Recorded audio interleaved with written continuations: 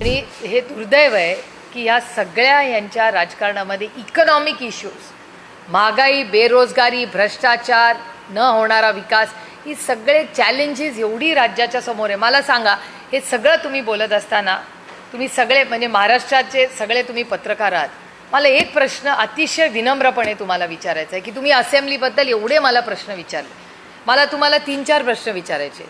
गेल्या आठवड्यामध्ये कांद्याचा भाव पडला आहे 20% टॅक्सवर वारंवार. काल अमोलदादा पण त्याच्याबद्दल पार्लमेंटमध्ये बोलले. किती चर्चा झाली हो कांद्यावर? का सरकार याच्यावर काही निर्णय घेत नाही आहे? सोयाबीनचं तुम्ही ऑनलाईन केलं सगळं, 20% पण सोयाबीन उचलला गेला नाही. काय किंमत हे सरकार देणार होतं?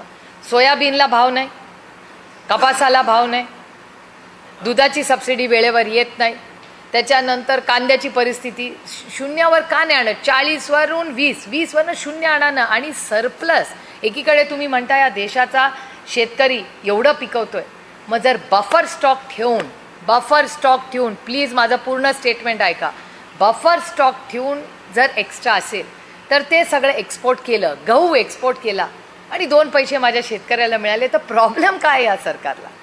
आणि प्राईस स्टेबिलायझेशन फंड आहेच ना. या सगळ्या गोष्टी याची चर्चा का नाही सरकार करत आहे? कारण का महाराष्ट्र सरकारकडे उत्तरं नाही आहेत. ना कांद्याला उत्तर आहे, ना सोयाबीनला आहे, ना दुधाला आहे, ना कपासाला आहे. आणि मागच्या आठवड्यात अनेक वर्तमानपत्रांनी गेलं की साखर धंदाही अडचणीत आलाय. साखर धंद्यासाठी काय इनोव्हेशन हे सरकार करतंय?